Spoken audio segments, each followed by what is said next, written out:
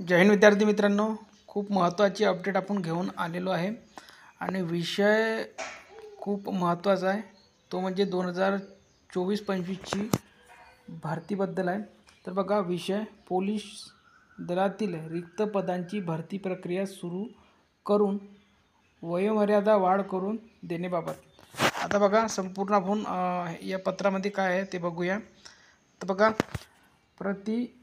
मान्य श्री देवेंद्र फडणवीस साहेब, मुख्यमंत्री तथा गृहमंत्री, महाराष्ट्र राज्य मंत्रालय, मुंबई महोदय, सन 2024-25 या वर्षातील महाराष्ट्र पोलीस दलामध्ये शिपाई संवर्गातील पोलीस शिपाई वाहन चालक, पोलीस शिपाई कारागृह पोलीस, पोलीस शिपाई बॅट्समन या पदांची रिक्त झालेली पदे व नवीन आकृतीबंधानुसार निर्माण करण्यात आलेल्या पदांची लवकरात लवकर भरती प्रक्रिया सुरू करण्यात यावी।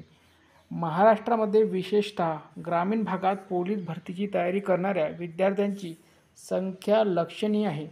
नवीन भरती प्रक्रिया सुरू केल्यास तरुणींना सरकारी नोकरीच्या संधी निर्माण होतील।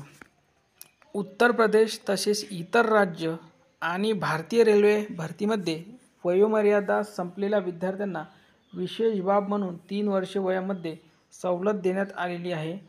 याच्या आधारावर महाराष्ट्र पोलीस भरती प्रक्रियेत सुद्धा वयोवाढ देण्यात यावी ही विनंती अप्पर पोलीस महासंचालक प्रशिक्षण व खास पथके यांच्या कार्यालयामार्फत तत्कालीन विशेष पोलीस महानिरीक्षक प्रवीण पडवळ साहेबांनी 5 जुलै 2024 रोजी वयोमर्यादा ओलांडतील 2024 मधील रिक्त पदांच्या भरती प्रक्रियेत सामावून घेण्याबाबत शासन स्तरावर प्रस्ताव पाठवून योग्य ती कार्यवाही करण्यात येईल असा आदेश काढला होता।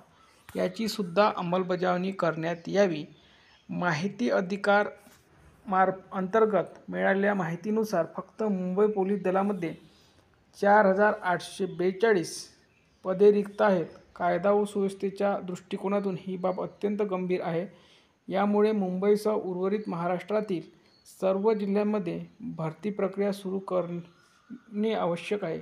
आपणास विनंती आहे की आपण आमच्या या मागणीचा सहानुभूतीपूर्वक विचार करून रिक्त पदाची भरती प्रक्रिया सुरू करण्याचे आदेश द्याल ही नम्र विनंती।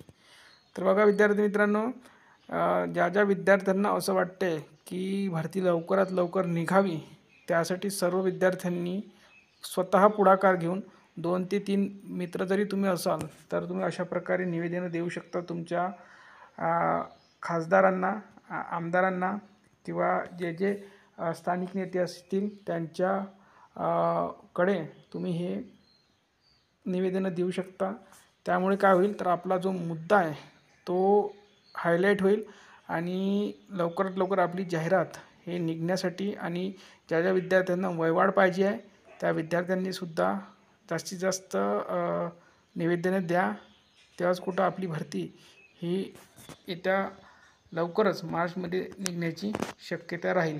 जर तुम्ही असं विचार कराल की भरती आता निघणारच आहे आणि आपल्याला काही नाही, तर विद्यार्थी मित्रांनो त्यासाठी तुम्हाला सुद्धा प्रॅक्टिस सोबतच हे प्रयत्नसुद्धा तुम्हाला करावे लागणार आहे। तर या व्हिडिओमध्ये इथपर्यंतच। व्हिडिओ लाईक करा, शेअर करा, चॅनलला सबस्क्राईब करा।